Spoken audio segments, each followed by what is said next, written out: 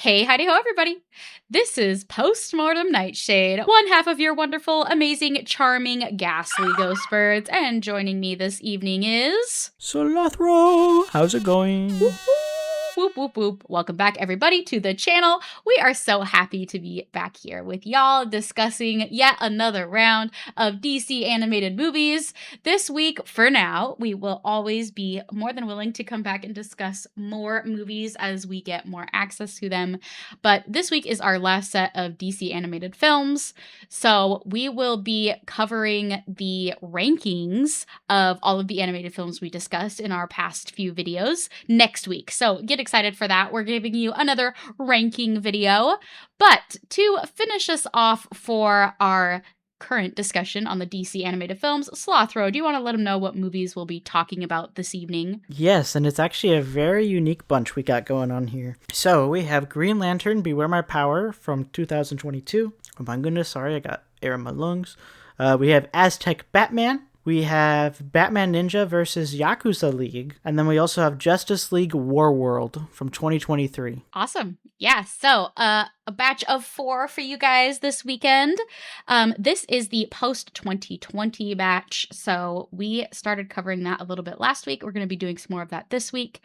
And so Slothro, just kicking us off here, before we begin though, I will say we always like to give a spoiler alert at the beginning of our videos. There will be very heavy spoilers as we discuss the films we mentioned and all of our thoughts surrounding those. So yes, be aware. You can either log off now and go watch those, or of course, if you'd rather hear our thoughts first and then decide which ones to watch, you're more than welcome to do that as well. But we really appreciate you guys being here. Definitely check out our previous episodes if you're interested. They are all on the channel.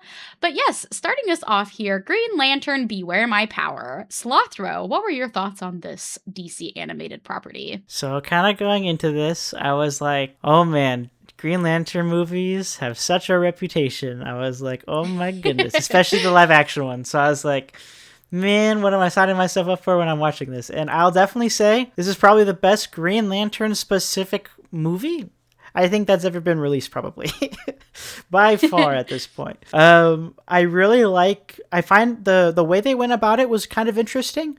So if you guys have ever seen the Justice League Unlimited TV show from back in the day, I think it was early 2000s, I think is when it came out. It had a lot of very cool, like, standout characters and a lot of characters that you didn't normally see, which DC excels at showing characters that you don't always see. And so this was oh my goodness, I'm spacing on the names. They introduced Hawkgirl in this movie as well as the Green Lantern specifically from Justice League Unlimited, which I thought was really cool, instead of Hal Jordan. And so I'm forgetting his name of the main character, which is really bad. I don't know why I'm forgetting his name. It's John Stewart. John Stewart, yes. And so I really kind of find it cool how they kind of give you a bit of backstory into John Stewart from the beginning of the movie, and then they lead into him kind of like building up into his overall hero arc. I do feel really bad though for Green Lantern, the Jean Grey, just because he had a Is his name Jean Grey, or am I messing up names?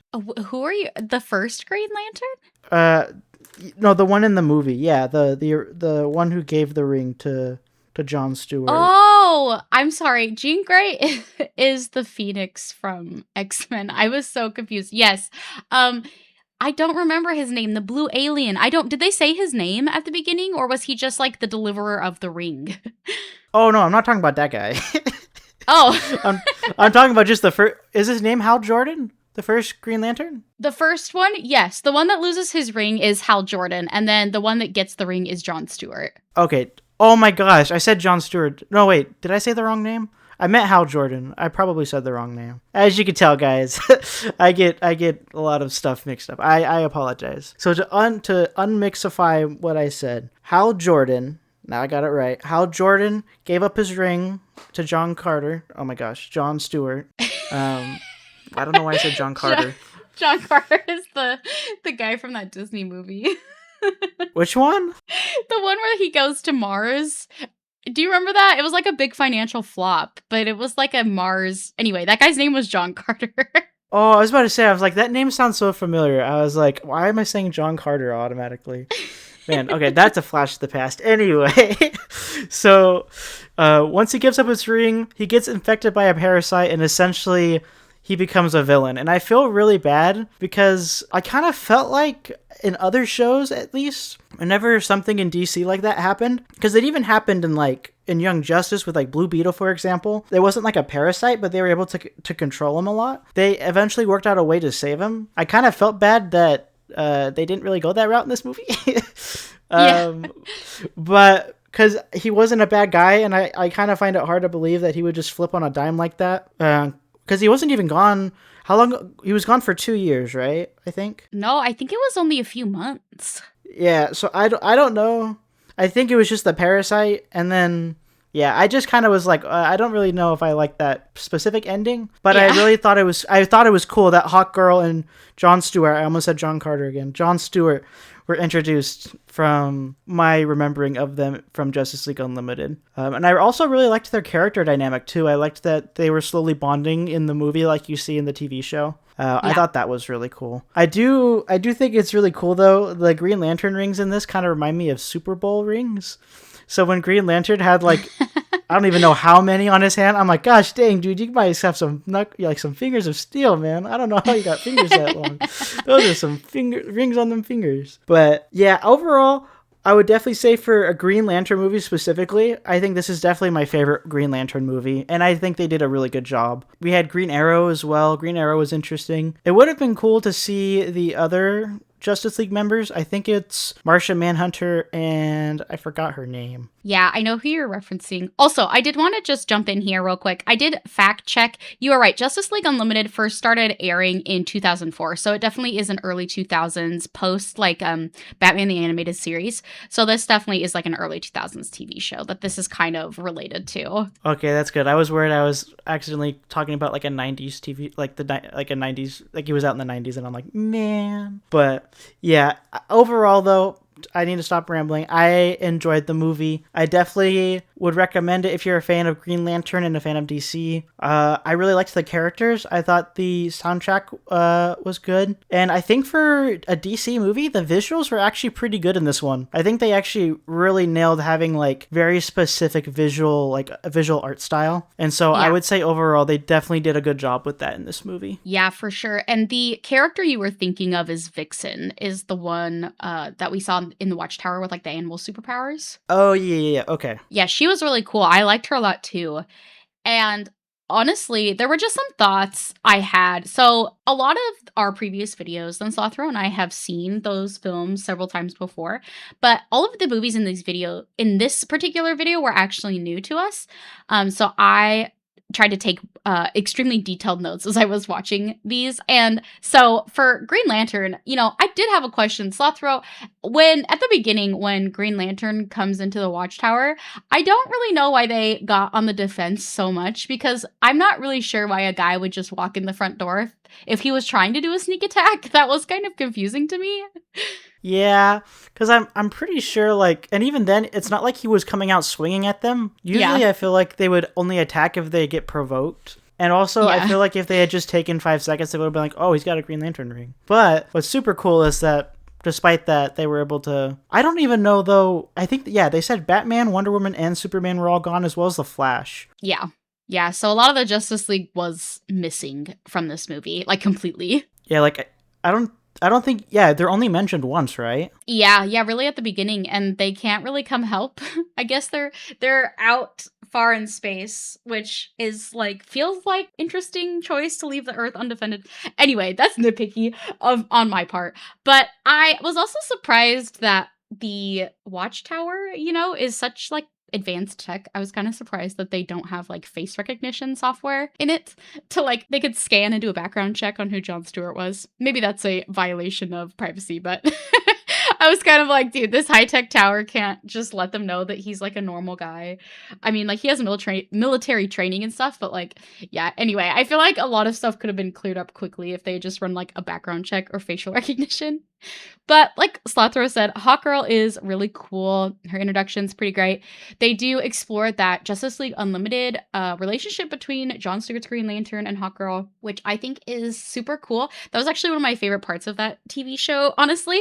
It's just like a really great relationship and a part that I am glad that they're exploring now down the road. And honestly, Slothro, did you get the same vibes I did? That scene where they're flying through the asteroid field, did that remind you of Star Wars Episode 2? Because it definitely did for me. Oh yeah, with Jango Fett launching the little blue orbs. I was definitely kind of like, it reminded me of Star Wars from like Star Wars A New Hope and that scene. I was just like, man, we got some we're about to have some barrel rolls going on here, and then all I gotta do is get the orchestra playing, and then I'm like, oh my goodness.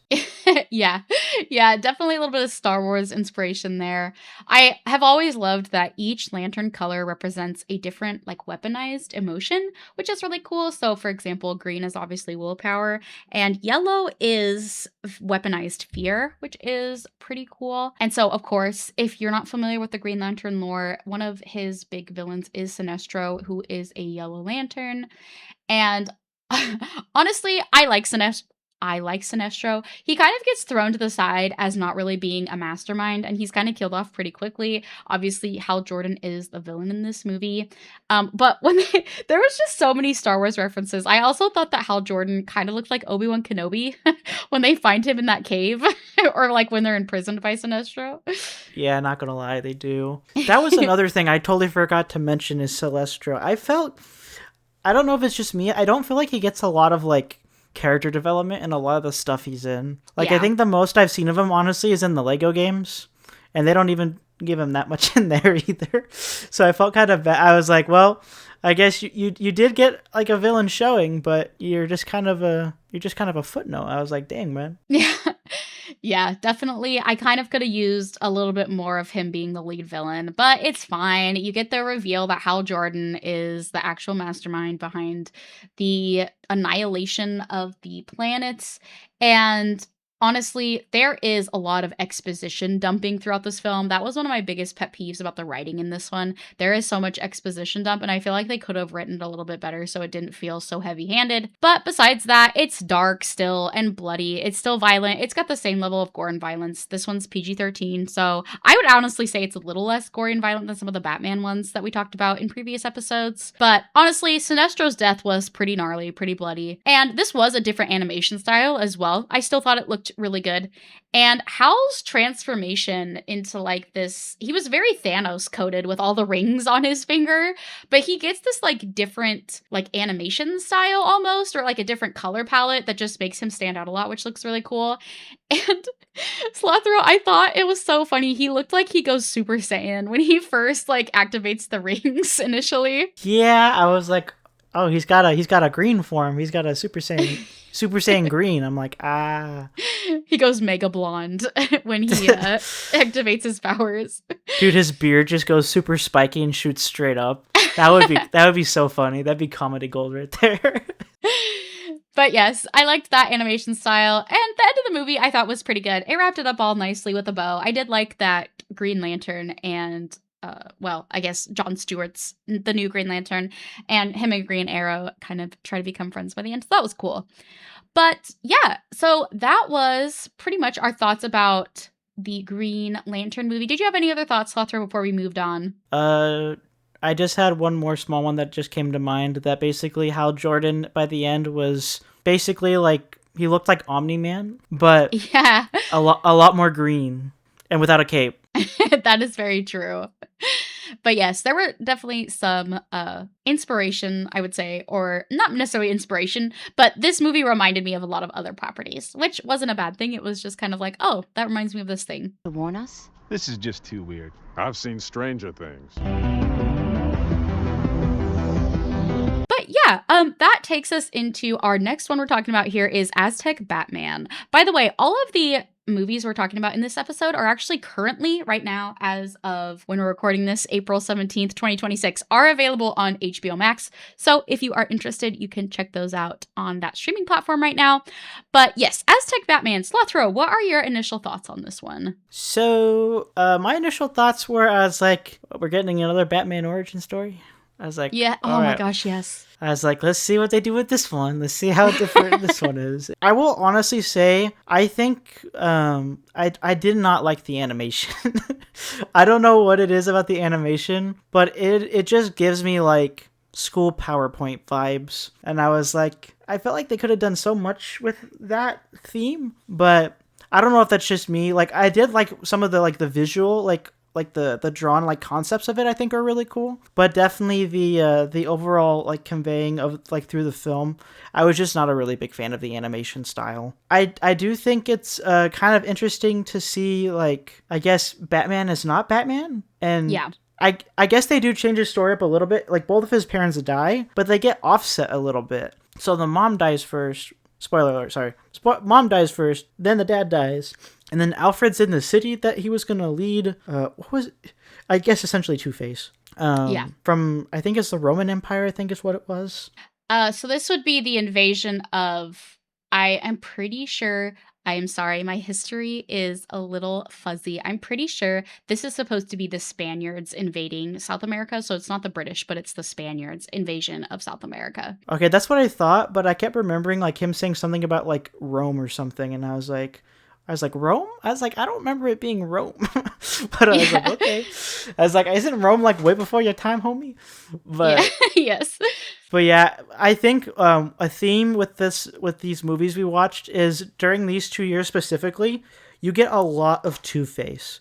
And I don't think Yes. there's anything wrong with having Two-Face like in the screen because you know we get a lot of like the Penguin, for example, and Catwoman. But I just feel like he was basically the same character written the same way in each of the movies he appeared in. It was just one was, which we'll get into, one was a Western theme, and then one was I think it's Latin America, right? Yes, I believe it's supposed to be mainly Mexico, South America. Mesoamerica basically was what it I'm pretty sure was called before the Spaniards invaded. But it was the Spaniards and the British, and yes, I'm sorry guys. My history's not very good, but that's kind of like a rough idea of where this kind of was supposed to take place. It kind of almost looked like it was supposed to be Mesoamerican Aztec culture, so that would have been either Mexico or South America. Yeah, and so and then also they had the Joker in here. By the way, I don't know if I think I forgot to mention that. So they have Two-Face, and then you had the Joker, and then I think there was Catwoman. I believe Yes, it's yep. Catwoman. It's Catwoman, Batman, and you get Alfred. I would say overall, I think the concept is really cool, but I just was not a big fan of the film. I feel like they could have done a lot more with at least the animation, because going from the animation in Green Lantern to that animation, I just wasn't a fan of it, personally. Yeah, I agree 100%. This definitely was not my favorite animation style, and I had the exact same thoughts Slothro had. I get that this is a variation, right? We're going for like a different time period. What if Batman was in a different time period type thing? And so I did appreciate that angle of it, but oh my gosh, I'm so tired of the Batman origin story.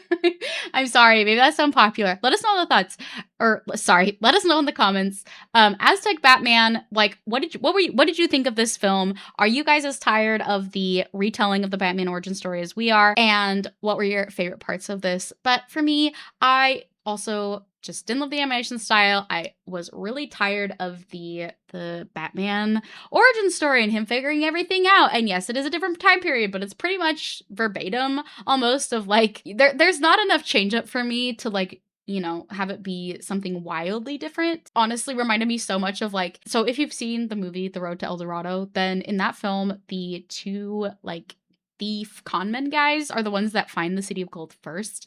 And because of their interventions, then the Spanish army doesn't actually find the City of Gold. So this just kind of felt like the inverse of that movie where the Spaniards do find the City of Gold first. And this movie there's just a lot packed in here. Like Slothro said, we have the Joker character, we have Two-Face in here, we have Catwoman, we have Batman's origin story, and the first few years of him becoming Batman. So there's just a lot going on. There's also elements of Temple of Doom in here. I think that's hard to like get away from or not feel like you've seen it in other movies just because this is, you know, it's pretty basic, right? They're not the only thing they're reinventing is putting Batman in pre-Spaniard invasion times and then like going along with that. But, you know, you've kind of seen concepts in this movie in other parts. For example, the ripping out of the heart is in this movie.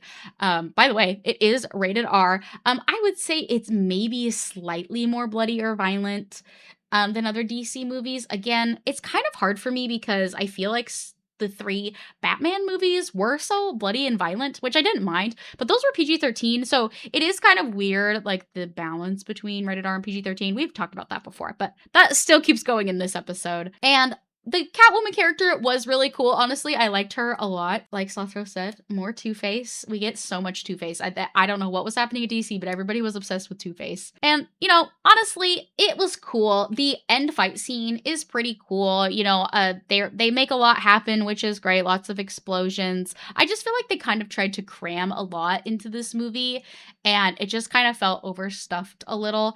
And it seems like there was supposed to be a follow-up. I'm not aware of there being follow-up at this time, so it is left on a cliffhanger.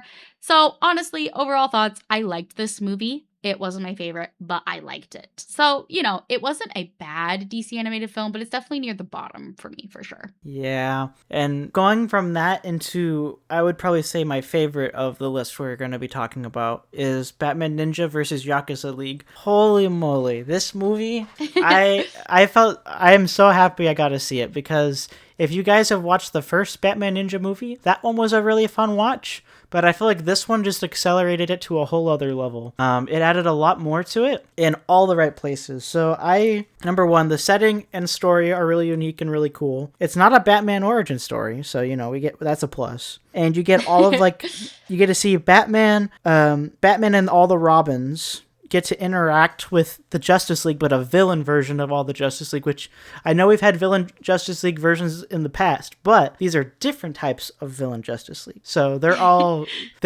from another timeline reality that's floating above Gotham City. And so essentially, Batman and the Robins are trying to, I guess, return their world back to normal. And so they get to interact with a lot of these really cool Justice League characters.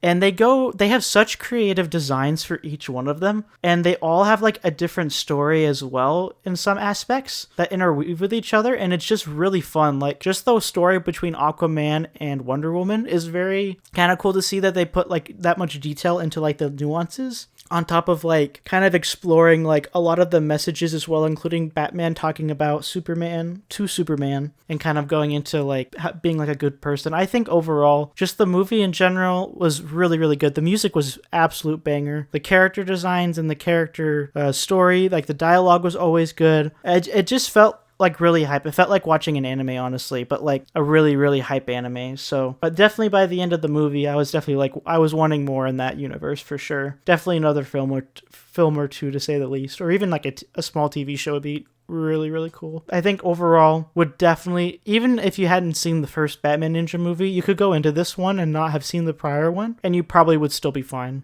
I agree. This is a direct sequel, so they do mention, you know, things that have happened previously, like Grodd is the inventor basically of the time machine that sends them back, and that's what creates the problem in this movie is the time machine and Raish's like variation on the time machine. But I agree with Slothro. This has become one of my new favorite. This is in some of my tops for DC animated projects. This film was so good. I liked the first Batman Ninja movie. I thought it was good. I thought this one was great. I think this one is better than the first one, honestly. And I love that they had a cool idea with Batman Ninja, and then they had another great idea that I personally thought was executed even better than the first. And I just love how they incorporated the Justice League into this movie. It's very colorful, very fun, cool animation. They kept the animation style pretty consistent from the first to the second. Honestly, this movie I thought was so funny. It made me laugh so many times. I think that's why it ranks so high for me. I love when they add that element. And Slothro and I both talked about how it is annoying seeing the Batman origin story. I love that we get the Bat Family stuff in here. Please give us more Bat Family stuff. No more Batman origin stuff, because there's just so much you can do with that. And especially with the DC animated movies, I feel like are a little more, you have to be like into DC, I feel like, to watch a lot of the DC animated property stuff. So I feel like the audience for these kind of movies would be okay if we were just in with the Bat Family and you were just telling Bat Family story. I feel like the audience wouldn't be too confused or left behind. But yeah, this one's really funny. Made me laugh. I love seeing Nightwing, Red Robin, Red Hood, all great. Damian's personality in these movies kind of seems more skewed towards Dick Grayson, but at the end of the day, he's still more like Damian, honestly. He's got more snark and arrogance, I think. So there is that distinction there. Also, Slothro, what did you think of the scene where Superman just throws Damian like across the city? I thought that was pretty hype. I was like, dang, bro, that's probably deserved, honestly, from half the stuff he yaps. But I will say, this is probably my favorite version of Damian, Because Yeah. man, I feel like in some of the other films, he is like a little piece of trash, honestly. And so in this one, I feel like they actually like he definitely had like some of that Damien in him, but it was way more like it was actually like he was actually like somewhat mature. Like he actually grew Yeah. up a little bit. So I really liked him in this movie. Me too. I did too.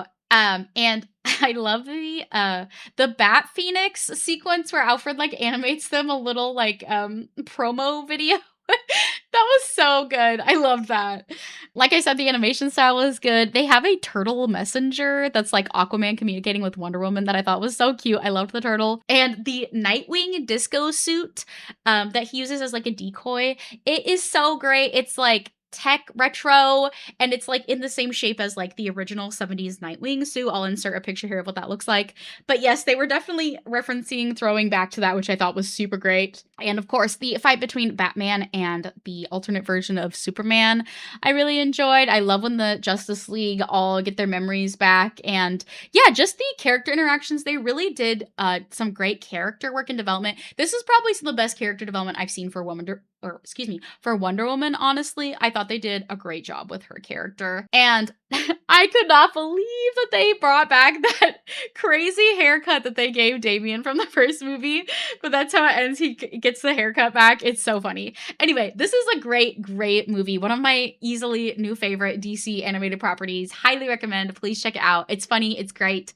Yeah, awesome. I loved it so much. Yeah, and that leads us into the last film on our discussion, Justice League Warworld. Now, like we said before, if you didn't get enough Two-Face, oh my gosh, if you're a Two-Face fan, you are eating good this video. Because, man, you get more Two-Face. But, essentially, I was very confused starting out this film. So, when you look at the cover, you're like, okay, we're going to get some Justice League stuff. It opens up, it does not feel like a Justice League movie starting off. It probably doesn't feel like a Justice League movie until you're almost an hour in. Then it starts to feel more kind of like a Justice League movie. I like that they I feel like they wanted with this movie to honestly just like throw like a lot of creative ideas at like a board and make it a movie, and I feel like that's kind of what this movie was. They wanted to like explore like different like almost like what if scenarios, but like shortened into like 10 or 20-minute segments. And so I think there are parts of it that I thought were really good. The story was definitely, I think, layered really well for what it was trying to tell. It wasn't anything crazy, but it was definitely well laid out. I also enjoyed, I honestly think the soundtrack was pretty good in this one too, and I liked seeing Lobo because the amount of times you see Lobo is not very often in the DC universe, because he's usually not the most family-friendly character, to say the least, but it was cool to see Lobo again. And it was cool, honestly, for Martian Manhunter to get a little bit of the limelight, because I feel like in most of the stuff he's in, unless it's like related to like Blue Beetle or because of like the Green Beetle, you don't really get a whole lot of Martian Manhunter in a lot of stuff besides like Miss Martian and Young Justice, but that's just in Young Justice. So I definitely thought it was kind of cool to get a little bit more of Martian Manhunter in, and I honestly thought it was kind of unique seeing them kind of work their way back to like who they were before while kind of keeping like the different people. So it kind of felt like that they were like the same but different at the same time. And I think probably my biggest gripe was at the very end, to where they go through all of that. It's like a weapon of destruction. They get rescued and then they're like, oh yeah, that was like nothing. And you're just like, what? Yeah. You're like, they were just like tormented for who knows how long. And you're like, that was nothing compared to everything else that's going to happen. You're like, what? Yeah, the ending was weird. Another cliffhanger ending. I think that there is 2 movies, Crisis on Infinite Earths. I will have to double check. I'm pretty sure that's what's supposed to canonically go after this. It gets kind of confusing. They have a lot of like branch off, one-off properties, DC animated films, and then some that are supposed to be followed along a timeline. So I'd have to double check on that. But Justice League World, this movie's rated R. Again, I don't really think it's that much more. Definitely an R minus, there, or PG-13 plus. This is nothing crazy, I would say. I just did not really like this movie, you guys. I thought it was fine. There definitely is like, I think that I don't know. It just felt like there was so many ideas, and the payoff at the end of this movie was so not worth it with all the mystery and the intrigue and everything. And I will give myself points though, because I was listening to the D&D part of the of the movie, and I was like, oh, that is supposed to probably be Batman. I was like, that sounds like Jensen Ackles. I did guess correctly. Jensen Ackles does voice Batman in this movie, which I was so disappointed because I love him in the Bat universe. And I was like, this was such a disappointing project for him to return to voice a character because he was the Red Hood in the Under the Red Hood movie, which is so good. But yes, you do get Jensen Ackles as Batman, which for me is the best part. Honestly, I'm with Slothro. Most of this movie, I'm like, what the F is going on? And that's fine if the payoff is good. I did not think the payoff was good. By the time everything was revealed, I mean, the best stuff for me was the D&D like episode part with Bruce Wayne. You know, it was fine. I think the most shocking part was when that guy walks through that like laser wall thing and just turns to a skeleton. That was crazy. I was not expecting that. And the wizard, by the way, in that section sucks. He had a full blank shot and like totally missed. And also he kind of turns into Jafar basically because he has a giant snake as his final form, which, you know, very Aladdin coded, but you know, that's neither here nor there. Bro, half his fight wasn't even wizard stuff. He just pulls out a gun and is like, I got a gun. And I'm like, that is cheating. That's not a wizard. He just got a funky gadget. I'm like, what is that? The most wizard was definitely the snake. Yes, Batman's like, dude, this wizard, he's got magic. And he's like, yeah, I do. I got a gun. That's magic enough against your axe. And I'm like, oh my gosh. But yes, I definitely think, yes, that scene in particular with the Vikings, I think it's like 20 minutes or 40 minutes in. It gives me a ton of He-Man energy. I was very surprised watching it. I almost felt like Batman was about to pull out the magic sword and start singing that old, oh my gosh, I'm dating myself, the old He-Man meme from, I don't even know how long ago that was. Long insert time ago. that here.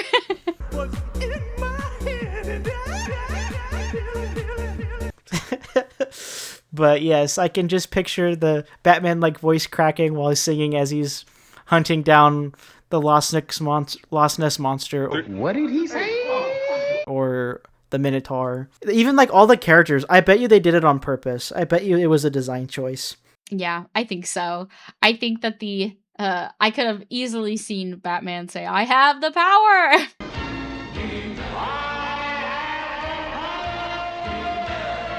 Very easily. Also, by the way, let us know in the comments, is anybody excited for the new He-Man movie coming out in June? What about you, Slothro? Are you excited for that one? I'm pretty excited, honestly. I honestly have always kind of been interested to see what He-Man was like. I haven't watched it personally myself, so I think this will definitely be at least a good introduction to getting me to be like, oh, so that's this name, and that's who this is. So I'm definitely excited to see what they do with the movie for sure. Yeah, same. I would say I'm decently well versed in the He-Man and She-Ra universe, so I'm very excited, honestly, to see what they do with this new movie. But sorry, tangent aside, I definitely liked the D&D section. I think the best. And one funny part, Slothro did mention that Lobo is in this movie. I have HBO with ads. So after the introduction, like they reveal that Lobo is in this movie, I got a Harley Davidson ad, which I thought was kind of funny. But Lobo is very funny in this film. I am glad that they're bringing him into the live action DC universe in this upcoming James Gunn Supergirl movie. But yes, the package or the movie as a whole, I thought was kind of boring. It's slow, and the reveal was so disappointing. That third act of the movie, I just was like, please let this end. I'm not having a good time. Honestly, I could just take a whole He-Man D&D coded movie. Like, let's do that. Let's do that as an alternate universe take. But yeah, anyway, not my favorite. Didn't really like this one, but those are my thoughts on the War World movie. I did have like two small thoughts. Batman in the He-Man version, he like went against, I don't know if he still had like the moral code going on, but like I'm pretty sure he definitely had some moments to where I was like, that is definitely not what Batman would do. So I was like, that's definitely kind of crazy. And then by the end he's like, yeah, I'm vibing, and I'm like, what? What are you talking about? Also, the plot where like they were like going to kill the king, but then they went to the wizard, and then he's like, my mission's complete. I'm like, I thought this was the side quest, not the actual quest. What do you mean? But yeah, I will agree that definitely by the end, I definitely was kind of just like, this is kind of going on a long time. I guess I'm happy to see that at least Martian Manhunter was in something. I just wish it was a little bit more better written. Right? I agree. Better writing would have taken this movie a long way, I think. Slothro, just before we close out the whole episode, are there any other thoughts on any of the other movies we've talked about before we go ahead and close? Definitely watch Batman Ninja versus Yakuza League. I think that's an absolute banger film. And you guys should definitely watch it. That was definitely my favorite of the ones we watched in this bunch. Yeah, I agree 100%. I think our winner for this episode, we usually pick our favorite. The Batman Ninja versus the Yakuza League is miles ahead any of these other movies, I think. Definitely check that one out if you want to watch any of them, or if you only want to watch one, let that be the one you watch. But yeah, so that's our thoughts on these 4 DC animated properties. Hopefully in the future, once we get more access, sometimes the DC animated movies are a little harder to get your hands on, or affordably get your hands on. So hopefully we can circle back and be able to talk more about some more future DC animated properties. But yeah, definitely comment down below. Let us know. Have you guys seen any of these movies? What are your thoughts on them? If you have, are there any you're looking forward to checking out now that you listen to us talk about them? But we really appreciate you guys taking time to listen to us chat about these movies. And of course, as we mentioned, next week, get excited for the DC animated movie ranking video. Slothro and I love making those, and we hope you guys enjoy them too. But I always love plugging my co-host Slothro. He is still doing great work on his channel. Of course, the Slime Rancher videos and the demo videos are going strong. He makes shorts and long form content. Check him out. Like and subscribe.